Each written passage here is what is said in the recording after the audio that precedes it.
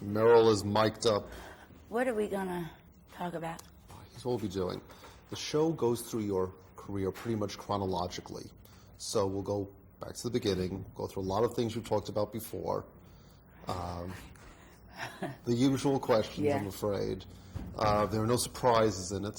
It's just going through your career, talking about the songs, talking about the things that have happened. Right.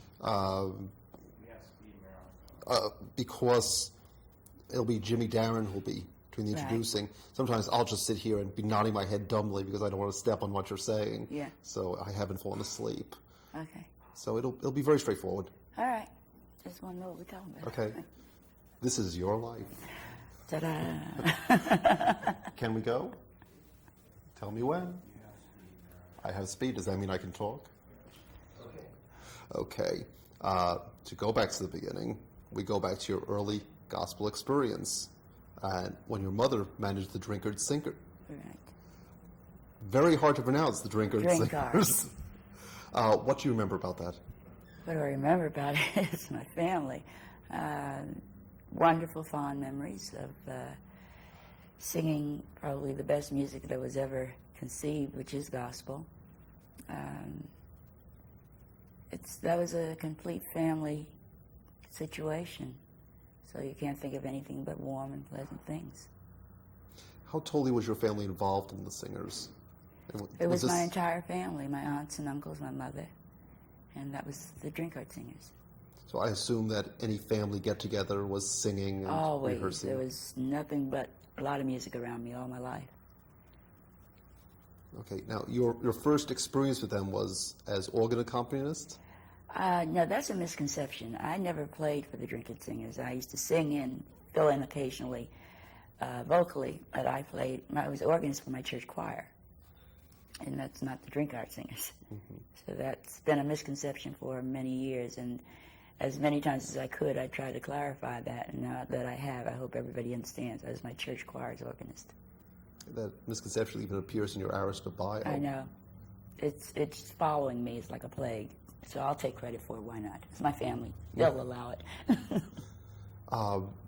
Did the Drinkard Singers tour beyond East Orange?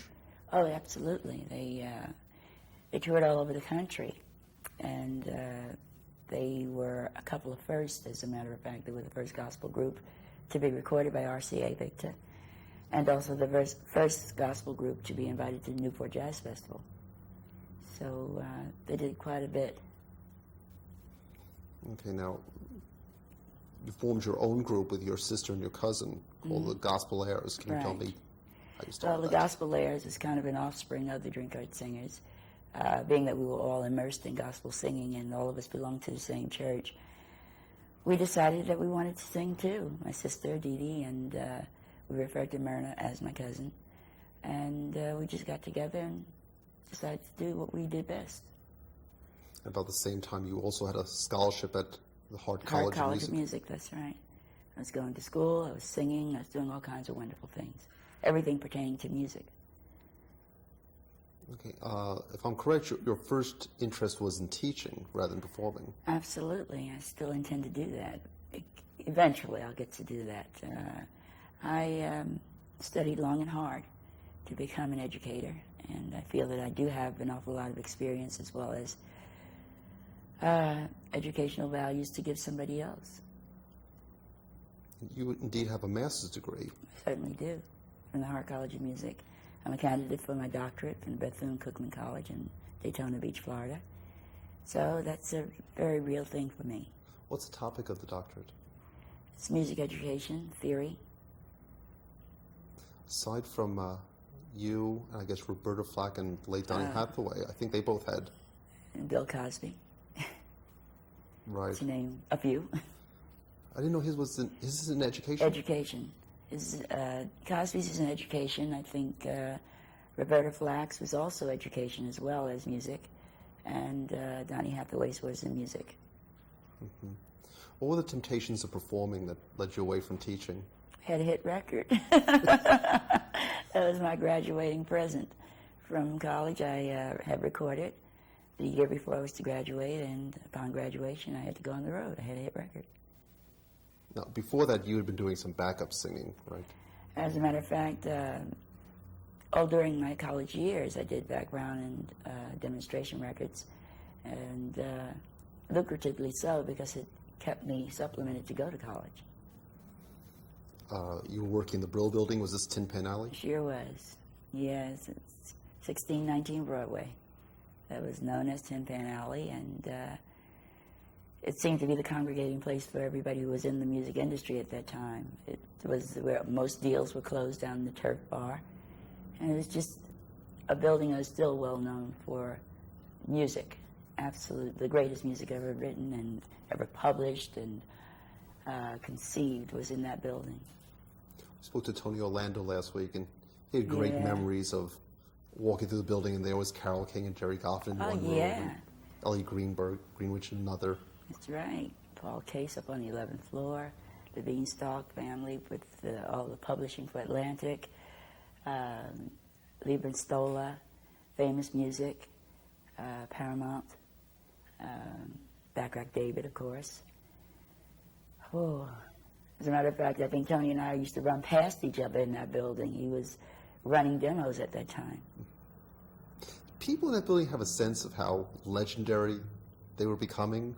Or was it just every day? It was kind of a factory. It was a music factory. It was a fun building to be involved in. To even walk through the doors, you felt like you should start singing in the foyer. I don't know if people knew that they were becoming legends. Basically, I think they were just aware of the fact that they were contributing some wonderful things to the music world. Okay, you first met Burt Bacharach while you were singing background on Mexican Divorce, am I correct? Right. I met him in rehearsal with Jerry and Mike Lieber and Stoller, who were producing The Drifters at that time.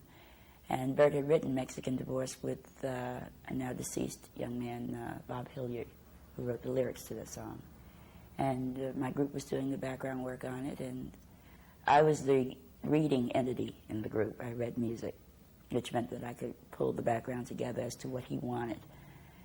And he was just beginning to consummate his partnership with Hal David and approached me to do more background work and more demonstration records of their particular songs that they were getting ready to write. And I consented as long as it didn't interfere with my schooling. And that's the beginning of our relationship. You started cutting demos for them. That's right. And somewhere along there, Burt introduced you to Florence Greenberg. No, Burt was not responsible for that. Their music was responsible for that. I did a demonstration record called It's Love That Really Counts, and it was written for the Shirelles. The demo, of course, reached Scepter Records with the idea, of course, that the Shirelles would record the song. And Mrs. Greenberg didn't want the song, she wanted the voice. And that was my introduction to Florence Greenberg. And that was just about it for your teaching career. Yeah, it kind of just said, well, snafu. Okay. Let's go over some of the songs at the time. Your first big hit was Don't Make Me Over. Yep. That was the first record, first time out the box. And that was 1962. Top 20 record. Jane Chop Liver for the first time out. It was really quite an experience, I'll tell you that. Okay, as I go through some of the songs here, which I'll do throughout the interview, if you remember anything wonderful or special about recording it or about how it was written? Oh, Don't Make Me Over is a wonderful story. Burt and Hal had been approaching me all during the course of time that I've been doing the demos. And they wanted me to record, and I was at the point where my education was much more important than that. And it was really browbeating time. So I had said, okay, I'll do it. These are the songs I want. They had written a song called It's Love That Really Counts, and a song called Make It Easy on Yourself. And I asked them if I could record those first. They said, sure. Subsequently, of course, the rest is history. The It's Love That Really Counts finally received its recognition on an album of mine. And Make It Easy on Yourself was given to Jerry Butler, which made me very, very distraught and a little upset with both of them. And during the course of a conversation, the title of my first hit came about when I kind of flounced out of the office with the everlasting words of Don't Make Me Over. That is wonderful. Okay, we went from that to Anyone Who Had a Heart. Yeah, that's a wonderful story too. Anyone had heart. I just come off the road, and we were ready for our next session, and they had just finished the bridge of the song, and they said, "Well, we'd like for you to listen to this and see if you like it. If you like it, we'll finish it." And they played it for me. I fell in love with it, and I left again to go to work. And when I came back, they had finished it, and we recorded it on the date in its finished form. I had not heard it since that while I was on the road. Okay, Walk On By. Walk On By. The late and wonderful Mary the K is really responsible for that record. He ran a contest. He was with a radio station, I think it's News now in New York, WINS, and he was head honcho. Mary ran a contest with both sides of that record. And I remember the other side vividly because that's the side I really wanted as the hit. It was called Any Old Time of the Day. So he was playing both sides and having his audience listen in and make phone calls as to which side they felt was the hit side. And the rest is history, is Walk On By. The number of lives that Murray touched. Between Murray and Don Kirshner, you've got the industry. Well, Donnie is hysterical because Donnie Kirshner was someone that I've known for years and years and years. We practically grew up together. We were down on South Orange Avenue in Newark. Mary the K, Mary Kaufman, or the Fifth Beatle, however you want to remember him, he was just one of those, one-in-a-lifetime kind of entities. I think only once in anybody's life will somebody like that walk into it. He believed in people. He was always there with the encouragement. He was kind of the showbiz father. He grew up in a trunk himself. You know, he was old vaudeville, and he loved show business, and he loved show people. And those that he really and truly and honestly believed in were the ones he staunchly pushed and consistently reprimanded. And he did all the wonderful things that are a result of Dionne Warwick and or a Tony Orlando and or a Smokey Robinson or the Supremes or anybody's life that he's touched. And he's touched a great deal of us. You'll never get to heaven. Sure.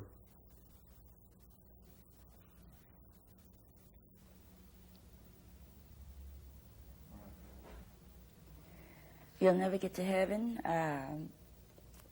There's really nothing special about that other than the fact that it was the B-side of A House Is Not a Home, which was an interesting story also. The song was written, of course, for the film Inside Polly Adler.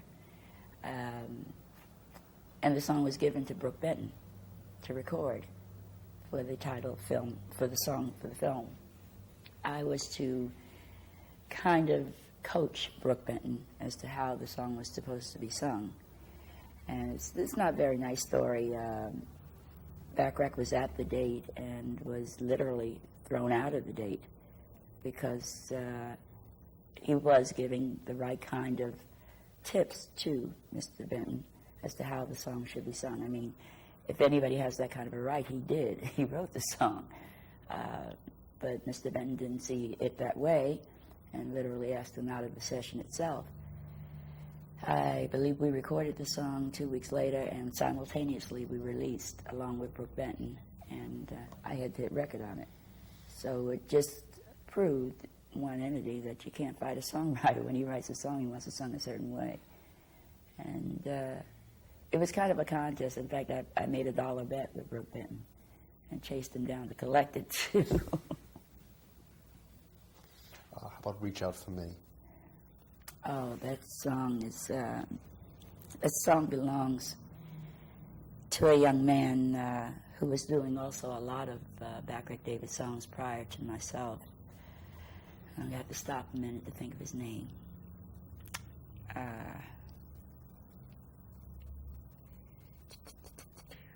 We can come back to it later. Yeah, I got to think of his name. There's no problem with that. Not only Reach Out For Me, but Message to Michael and a few other songs. Lou Johnson. Okay. A magnificent singer, wonderful musician, never could get a hit record. I didn't know why. To this day, I'll never know why Lou could never get a hit record. But all of those songs reach out for me. Like I said, A Message to Michael, which was then A Message to Martha. 3 or 4 others that I cut after Lou cut them. And those were hits for me and never for him. But at this point, there was obviously a real strong dynamic between you and Backrack David. Oh, yeah. I assume you weren't just a hired gun who they handed a song to. I mean, you were... No, I was part of the family. We were known in the music industry as the triangle marriage that worked. And it was a wonderful 15-year relationship where I regarded those 2 people as much a part of my family as my mother and father were. And I felt at that period of time that I was as important to them as they were to me. They wrote specifically with Dionne Warwick in mind. And I was the interpreter of wonderful music and incredible lyrics that for a long period of time everybody also agreed with. Mm-hmm. So let's bounce back a little bit. One of the more amazing moments in your life must have been when Marlene Dietrich introduced you to the Olympic Theater. How did that come to happen? My goodness, that was probably one of the biggest thrills of my life. I was headed for the Olympia Theater in Paris, and Bert was still her conductor at that time. And Miss Dietrich met me at the airplane and rushed me through customs and pushed me into this wonderful limousine and rushed me off to the theater, and she did my lighting and my orchestra rehearsal, and I couldn't believe the energy, first of all, this lady had, and then to kind of just take on the role of, I'm your mother in Europe. And she is. I mean, I refer to her very affectionately as Mommy. To have that kind of a superstar, just put your arms around someone, it's really quite an honor, I guess is the only word I can come up with, for lack of a better, at this time. And she did introduce me, and she saw to it that I was properly clothed. She took me to designers, which I'm sure my accountants loathe her for today, but she introduced me to the finer things in life, insofar as my stage appearance is concerned. And I'll love her for it always. You remember that the reaction of the French critics, too, was incredible. The French people have become my home away from home. They are my second families. Well, there was one wonderful quote. I think I'd read this to you the last time we spoke. One of the critics wrote that the play of this voice makes you think of an eel, of a storm, of a cradle, a knot of seaweed, of a dagger. It is not so much a voice as an organ. You can write fugues for Warwick's voice. That was my comment. Wow. The comment was wonderful. That's incredible. Yeah. And he wrote it in French, too. Yeah.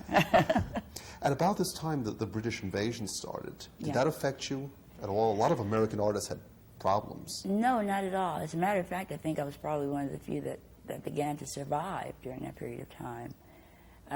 When the Beatles and the Rolling Stones and the Animals and the Searchers and the Seekers and all those wonderful English groups were making great leaps and bounds of progress here in the United States, I was still the only one that had a sound that was so totally different from anything that was ever heard before, which I think is really the reason for the beginning of the success anyway. It was something that was so unorthodox, pardon my friend, and kind of stood out like a sore thumb.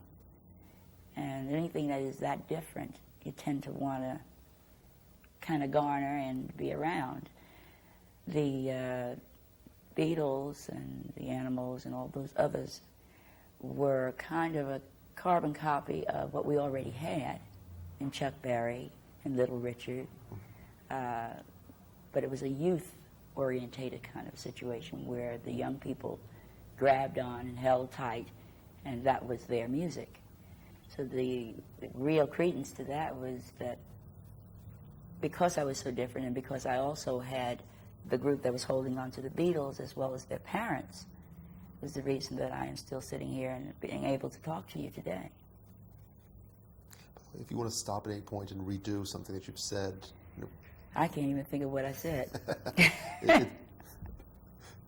Okay, let's go back to some songs of the period again. Message to Michael.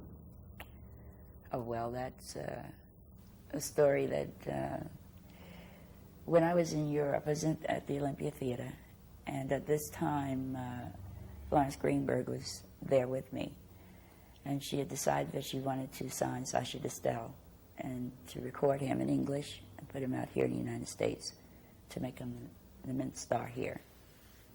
And he had already recorded A Message to Michael in French, and it was a big, big hit there.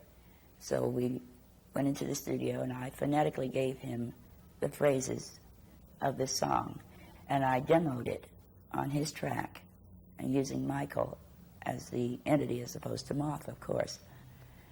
And prior to that, I had asked Bert and Hal if I could have the song. And they said no, because the song was written for a man, and there's no way in the world we could ever get it. What are you going to call him? And we went through all kinds of names, and Michael just really literally popped into my head as I was demoing this particular song for Sacha. And Florence brought it home and put it out. So what she put out was actually the demo. The demo. That's wonderful. Alfie. Wonderful story. It takes a long time to tell the story. But the song was written, of course, for the film.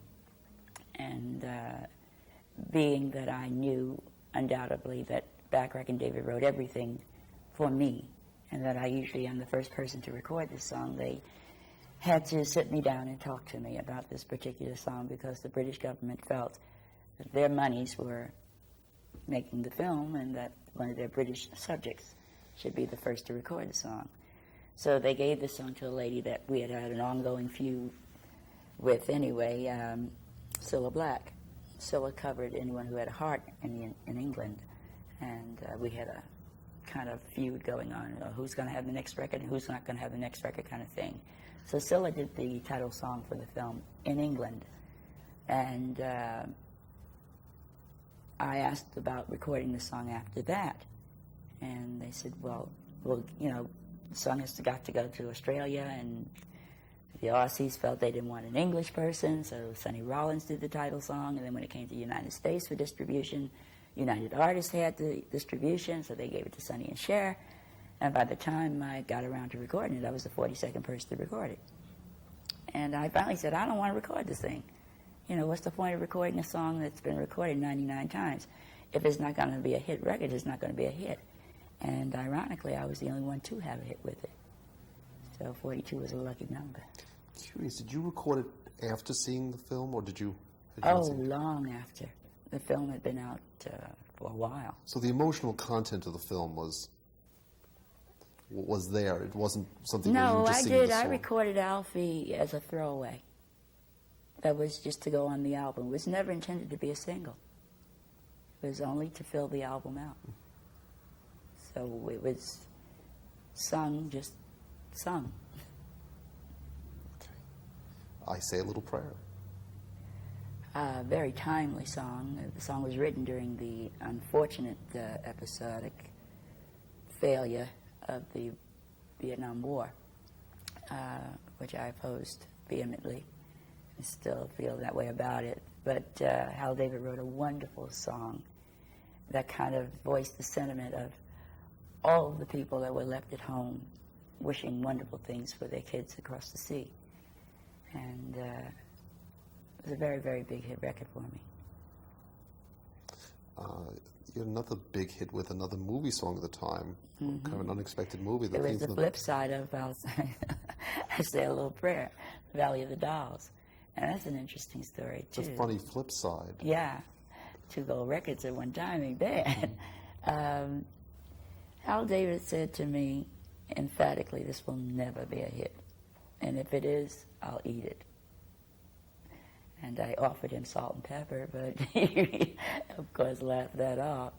But I am thrilled that Barbara Parkins was such a big fan and kind of almost insisted that the director and the powers that be at really 20th Century Fox listen to the lady sing before you make a decision as to getting somebody else to do this song.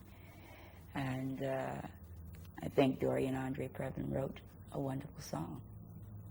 Speaking of eating things for bets, there's a film of a German director named Werner Herzog, who in a bet had said he'd eat someone's shoe if they finished a film on time. They did, and then they made a film of him eating the shoe. Did he really do it? He really ate the shoe. See, that's a man after my own heart. Make a commitment, keep it, you know. One of my favorite songs of yours, and one that I've always wondered about, is Do You Know the Way to San Jose? Why San Jose? Yeah, I often asked Hal David that too. Why? I just felt that was, I didn't want to record that song. And Hal obviously had a great affinity for San Jose. I believe the story is that he was stationed there during his turn in the Navy, I believe he was in. And he somehow just fell in love with San Jose. And he wrote a song about it. I don't know why. I'm glad he did. It was my first Grammy. It was wonderful. And thank you, Hal. It must have looked different at the time. Oh, it was really, I thought it was the stupidest thing in the world. Who's going to San Jose? I must say that I've been there. And I was made an honorary citizen of probably the most gorgeous rose garden you'll ever see in your entire life. It's right in the center city. It is absolutely gorgeous. It's a pretty little town. Let's see. You won your Grammy. Mm-hmm. You performed at the Newport Jazz Festival. Yep. You don't think of yourself as a jazz performer necessarily, do you? I just think of myself as a performer. Fortunately, I've never been able to be categorized, which I really am very proud of. I usually refer to my music as whatever the listening ear decides that I am. That's what I am. And you made your screen debut in a movie called Slaves, right. Ossie Davis, which Davis. Did not get such great reviews. No. Leonard Maltin, in his film book, says that it set race relations back 100 years. And I'd say about 5 months later, a film called Sounder happened. Mm-hmm. So, I mean, who was wrong? We were just a little ahead of our time. Right. Sometimes critics aren't quite on the money. No. You got a lot of interesting awards. You also named Woman of the Year by Harvard's Hasty Pudding Club. Yeah, that's interesting. I was the first singer to ever be given this award. It was quite an honor, I must say. The Hasty Pudding Award is something that I loved, and I will always love. It sits in my mother's home with all my other wonderful awards. So she says, oh, bring it home. It was really quite a year for me. Okay, moving along through a few more songs. This Girl's in Love with You. That's another interesting song. That song was the first song I think that Bacharach David wrote and didn't write for me.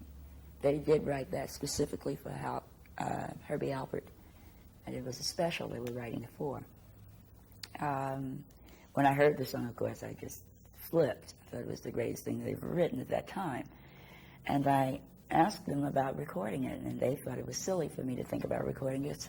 Herbie had just sold 2 million copies of the record, and they felt it might be too soon to re-release a song of that nature so closely behind that. Well, once again, everybody was happily proven wrong. We have a gold record to prove that.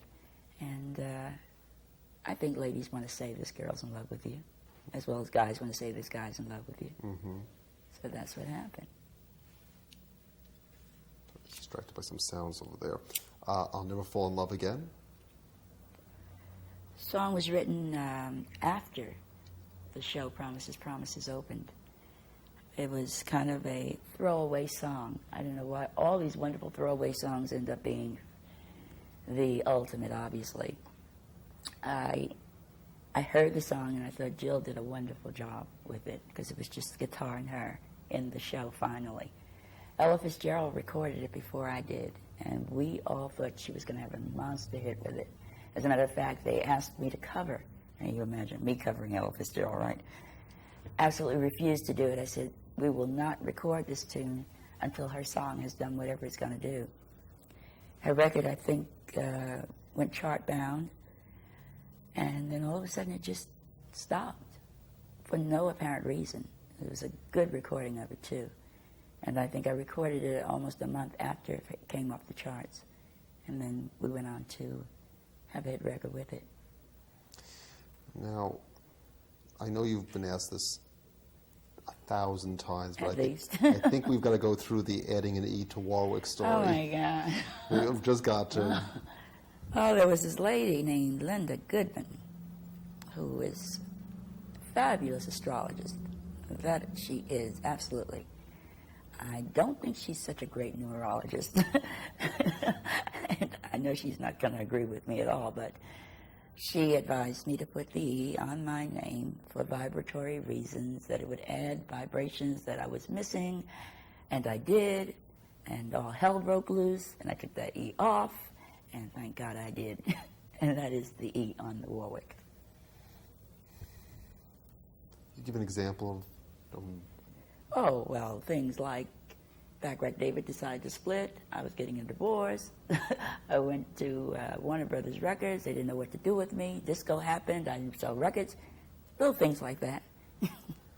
And as soon as the E came off? As soon as it came off, I had a #1 record with the Spinners. Do you actually have it legally added? I had it legally added. There was not a contract. There was not a billboard. There was nothing done without that E. If it wasn't on it, I didn't show up. I mean, I was emphatic about it. She may be so crazy, I can't tell you. You've got to have that E. I said, okay, I'm going to have the E. And as soon as I did that, I tell you, it seemed like the bottom dropped out from under me, and I was going. It was incredible. Speaking of Backrack and David breaking up, you were sort of the last to know. Yes, I was. I found out just like the general public found out, which hurt me tremendously, and it still hurts. Because I did feel that I should have meant, if I didn't, a little more to them than that. I picked up a paper one day and read that Backrack and David were splitting. And, of course, I had received tons of phone calls prior to that. One, including my father, called me and said that he had heard it in Tin Pan Alley, that Bert and Hal was splitting. And, of course, I said, oh, Daddy, please don't be ridiculous. Of course, if they're going to split, I'm going to be the first to know, and they've said nothing to me, so don't put any credence to that. Don't worry about it. P.S. Like you and like many others, we all found out at the same time. They still don't speak to each other, do they? I don't know, because I've not seen either of them. I don't know if they are back on speaking terms or what is going on in their lives at this point in time. I'm too busy with mine right now. I can't understand grudges like that. The Everly brothers don't speak to each other either. You're kidding. No, they won't appear in the show together, only one or the other. Oh, that's terrible. They're brothers. It's very wrong. Yes, it is. And, well, they had such a great partnership, Backrack and David, and the Everly brothers also. I don't see any reason for that. After more than a decade together with them, working with other songwriters must have been a real shock. It was. It was a shock to the nervous system. It's like literally pulling a fish out of water and expecting it to live on land. My sole producers and songwriters were Backrack and David at that time. And all of a sudden to be thrust at Holland Dozier and Holland, whom I admired tremendously, and it goes without saying who Holland Dozier and Holland are. Their track record speaks for itself. Tom Bell, Marty O'Marty, and Jerry Ragavoy, Ashford and Simpson. I mean, some of the best people in the world. But I had never worked with them before, so my relationship with them was kind of at the embryonic stage, where I had to get to know them, they had to get to know me, and the time was really not allowed to do that. Subsequently, I don't think that we did anything that we can be ashamed of. I think the product that I gave Warner Brothers during that period of time was as good as any that I'd given them in the past with Backrack David. I think the problem was that Warner's, as well as their promotional staff, and I've said this to them too, sat and tried to compare what I was doing with other producers to what I had done with Bacharach David. And there was no comparison whatsoever. Each one of these producers and songwriters, I mean, obviously were the best at what they were doing because they were the ones that went after them to produce me. And rather than accept what was being given to them, they really, literally tore it apart in little pieces to find out what made it work and what didn't make it work. And what they were looking for was just not there anymore. You really had just one big hit during that period that came in with right. the Spinners. 4.5 year period of time. How did you, that was the first duet, if you can call it Right. solo and a group, a duet. How did that come about? I was on tour with the Spinners, a summer tour. We were doing summer theaters around the country. And we were out for 6 weeks. And we finished our tour with a week in Lake Tahoe and 2 weeks in Las Vegas, which was their first appearance in Nevada. So I was kind of introducing them to another audience. And Tom Bell, who was their producer-songwriter, has been a friend of mine since we were both doing background work and demonstration records together.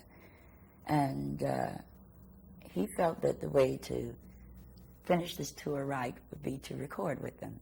And he said, I'm going to find the right song for you. And he did. And he came to us with it, and we just thought it was a great idea. And we went in and recorded it. And fortunately, I was on Warner Brothers at the time. They were Atlantic, which is the same umbrella of WEA. So there was no problems with that. And it was my very first #1 record. Is that true? That's true. I have to look this up in shock. It sure was. The charts do funny things, you know. The Creedence Clearwater Revival never hit I #1, know. nor is James Brown. I know. It's amazing. It is amazing. It's amazing. Where was your career before you signed with Clive Davis? Just where Where were was you? it? It was almost at the point that I was ready to take my credentials and go to Hart College and get a job as a teacher. I really had gotten to the point where I was very despondent, and I got to the point where I was doubting myself and doubting my own talent, which is something I've never done in my life before, because that's something that is a true gift. And you don't doubt God, you know, and that's a God-given gift. So I was doing something totally against my grain anyway.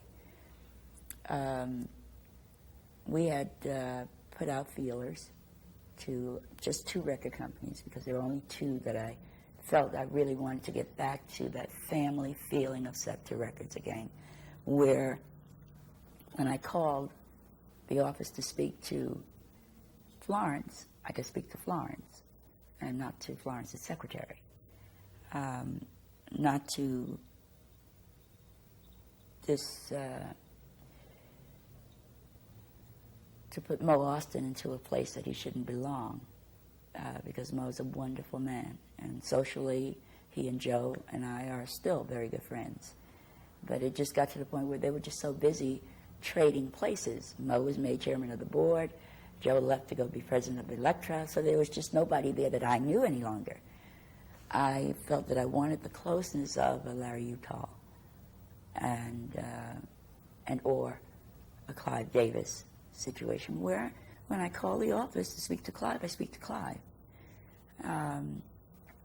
He convinced me and asked if he could be given the opportunity to prove that I was wrong, to give up the business. He said, and he literally told me, he says, you may want to give the business up, but the business doesn't want to give you up, which I'll love him for the rest of my life for saying that to me, because he kind of boasted my ego. He gave me back my self-respect for what I was doing. He says, because there's nobody like you. And I agree, there isn't. But I felt that whatever I had just played itself out. I mean, we're talking about almost a 20-year span. And he said, you're absolutely wrong, and thank God he was right. He also put you together with Barry Manilow. He certainly did. We had been talking, Clive and I had been talking about the different producers that we would think that would be good for me. And Barry called Clive himself and asked to be given the opportunity to produce my first album. I was really kind of hesitant about that situation because Barry was very successful at producing himself and writing for himself. But I didn't know if he was capable of taking that hat off, just negating himself from being an artist and becoming sole producer of. And we talked at length for quite a few months prior to going into the studio. I should say he talked an awful lot because I sat and just kept nodding my head. He was going a mile a minute, and he convinced me. He literally said, I can do it. Well, he did it. he really did it. He gave me my very first platinum album, and it was wonderful. I'm going to pause for a second while someone turns over the tape. That was that clicking sound, was the... Oh. We were taping you simultaneously there so we could Oh, get here it is. transcript on that. Very sneaky.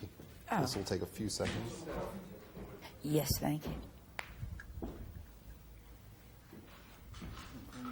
Yeah. You're using 90? No, just a sprinkle. The red and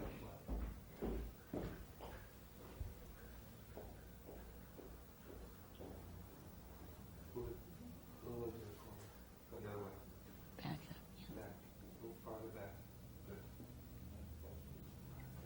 Thank you.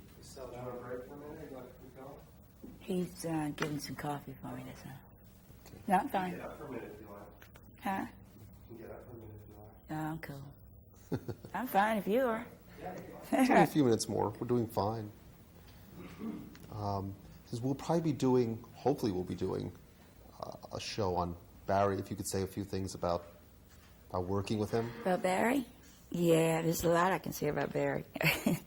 I found out an awful lot about him. I've been a fan of his for a while. I gave Barry his first opportunity to perform as a single recording artist. It was at one of the, I think it was Schlitz beer festivals in Central Park. And he had just recorded Mandy.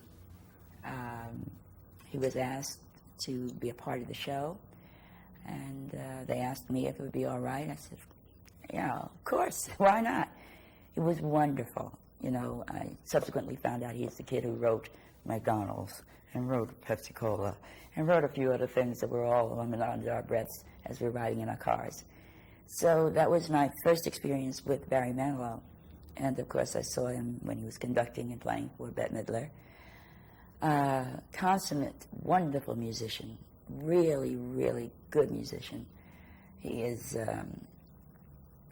he's a perfectionist, which is something I was totally accustomed to, and he works very hard, which is something I really loved about him. And I think really what made it so easy to work with him was the fact that we were mutually fans of each other's. It was just a joy working with him. We giggled an awful lot and got an awful lot done, and the time period of which it took to do the album kind of speaks for itself. We completed the album in 1 week. Wow. So we weren't kidding around. We were in there taking care of business. And when we finished, in fact, we kept saying, we got to do something else. I mean, isn't there another song? We missed something, didn't we? So it was really a wonderful experience. So he's down with pneumonia at the moment. as you might Yes, know. I understand that. Which Can we? go ahead. Well, this invitation, which he says he caught because he was wearing kilts at a show he did in Scotland. Scotland. I know, it's amazing because I think during that period of time, while he was in Europe, Sexy was there. Sexy. Rod Stewart. I always refer to him as Sexy. He also had pneumonia. I mean, it seemed like everybody who was over there during that period of time caught pneumonia. So it's not a nice time to be in Europe. Okay, let's go through some of the songs from the more recent period. There's I'll Never Love This Way Again. Which is a fabulous story. When we were putting the songs together for the album, Dionne, what I really enjoy most about doing albums for Arista is the total involvement of Clive Davis, the president. He is, I think if he could play the drums or sing background on an album, he would. Because that's how totally immersed in the finding of good songs he is. And I've also learned that when he says something is a hit, it's a hit. He sent the song to Barry, and we both said, well, it's rather schmaltzy, you know. But Clive insisted and persisted, and Barry kind of forewarned me by saying, well, he's been right on 90% of what I've had out, and I've always had to have an argument with him. And we still do it. We still sit around and banter back and forth. Well, I don't like this one. I don't want to do this one. But he'll say, well, just do it for me. And that's what gets to me. Do it for him. I'll do it for him. Well, I did it for him. And the result was a gold record and a Grammy Award. And then I found out that he's fallible also. He can make mistakes too, because there was another song that Barry and I wanted very, very badly off of that album, and he insisted it would never be a hit. It's a good album cut. Don't look for it to be a hit. Don't be disappointed, etc., etc., etc. And we fought him on this one. And that little tune was called Deja Vu.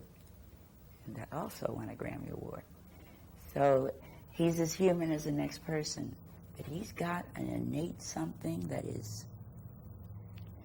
If I were he, I'd put a turban on my head and stick a ruby in my forehead and sit in a room and listen to music all day long and give critiques and just say yes and no, because he does that very well.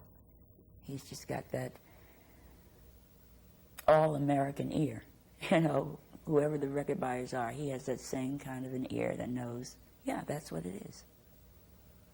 How about No Night Too Long? No Night So Long was also a Will Jennings, Richard Kerr song. I happen to love the song very much. And the production was done with Steve Buckingham, who is of the City Lights, I Love the Nightlife. He produced that. It's one of those kinds of songs that I think only a female really understands. It's a song of unrequited love, to let the person that has run away from you know that it's never any time of day or night that you can't call upon me. It's a wonderful song. Okay. I'd like to talk about the work you do for Bravo. Oh, I'd love to talk about Bravo. Is an organization that existed about 10, 11 years ago. And for many, many reasons, we had to disband, basically because the group itself was made up basically of show business people, and we were always running in different directions, so we never really could sit constantly for a period of time and pull things together. We did a few things as that entity, and we regrouped about 3.5 years ago, and I founded it again, and we put ourselves under the umbrella of the City of Hope here in Los Angeles. We have a main objective is to eradicate blood-related diseases, all types of blood-related diseases. And our first project, of course, was to eradicate sickle cell anemia, which is a blood disease that is basically related to black people, but historically is related to any race of the Mediterranean culture and of color, and of any Jewish people have it, Indians have it, any race of color. We did our first affair last year, raised $200,000, and we honored Dr. Jerry Buss, who is the proud owner of the Lakers here in town, who are going to go to the playoffs and win again our championship for LA. He has the Kings, the hockey team. He also owns the Forum, to name a couple of things that can be attributed to him. But he's also a very, very humanistic person who feels exactly the way we do, which was the reason he consented to being honored by us and to give us his grounds at Pickfair to hold our affair on. Okay, hold for a second. Okay.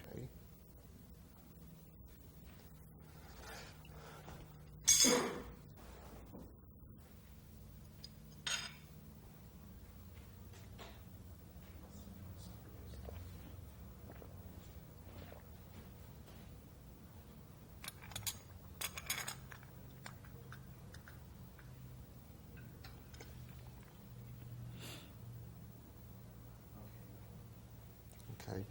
We always begin the show with some quotation about being a legend.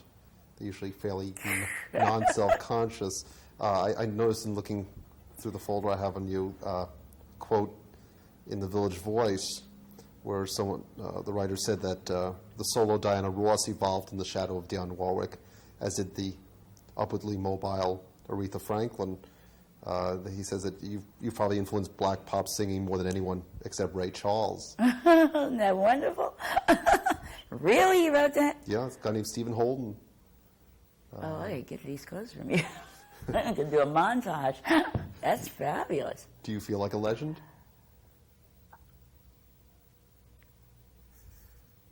No, I really don't. I look at people like Ella Fitzgerald and Sammy Davis Jr. and Lena Horne, Ray Charles, people who've been in the business for 40, 50 years, who know the meaning of show business, who kind of nurtured it and brought it to its peak and are still sustaining. Those are legends to me. I've got so much to do. I think someone who said in our last series, I'm too young to be a legend. I am. I really am. I mean, I got the rest of my life to think about becoming a legend. Okay, I'm finished unless I missed anything. Joe, have I missed anything? Okay. Dionne, thank you. You're welcome. Thank you.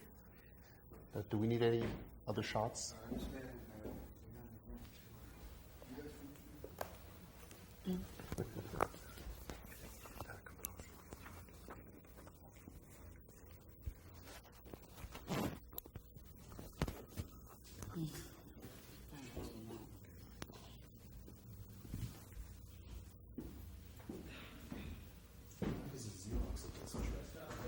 Fucking head.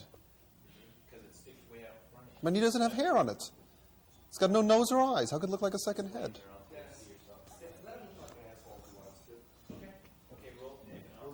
Are we rolling? Are we going? Can we have some silence here?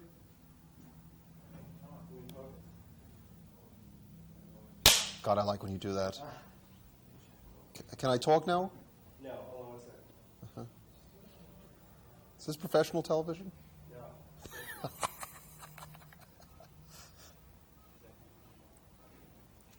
Yeah.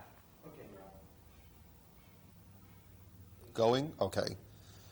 Dionne, I understand that you first met Burt Bacharach when you were a background singer in New York City. Tell me about your first big hit, Don't Make Me Over. Now, there's an amazing story about your being introduced at the Olympic Theater in Paris. Do that one more time. Now, there's an amazing story about your being introduced at the Olympic Theater in Paris by Marlene Dietrich. Did the British invasion have any effect on your career? Can you tell me how you got to sing Alfie? I've always wondered, why do you know your way to San Jose? Okay.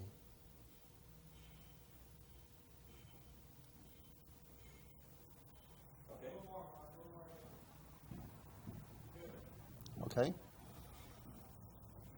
Tell me what happened when you added that E to Warwick. And then you took the E away and your problems completely stopped? Relate to her a little more. Okay. When Backrack and David split up, you were the last to know. That's terrible. That sucks, as Casey would say. Okay, no, we do. Just one take. Okay, One take. one take. Right, this time we're sure. When Burt Backrack and Hal David split up, you were probably surprised. In fact, I understand you were the last to know. Can you tell us about working with Barry Manilow? You've had one #1 song, Then Came You with the Spinners. Keep looking up at her Okay, after you ask the questions rather than looking at her. I got it.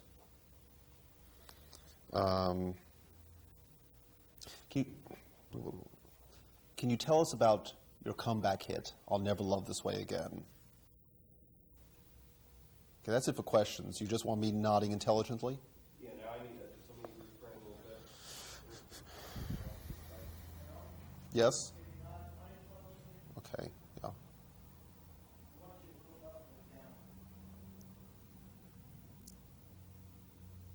Hold on 1 second. For a while, you were going to replace Mick Jagger as the lead singer of the Stones. Hold on 1 second. Let me just reflect this here. Okay. You may be one of the best educated musicians in the business. I understand you're working on a doctoral degree. Now I'm going to nod intelligently. What about Mick Jagger? Ask Mick Jagger. Ask Mick Jagger again? Is that a real question? No? Oh, okay. That was a real question. Okay, now I'm... But now, yeah, now I didn't apologize. No, I didn't. How wise. How true. Yes. That was funny, wasn't it? Let me get a different framing here. Coming up. Okay, do a little more intelligence. Yes. How true. How true. Yes. It's beautiful. No more questions? No more questions. What do you think? Got it? Marvelous. Okay.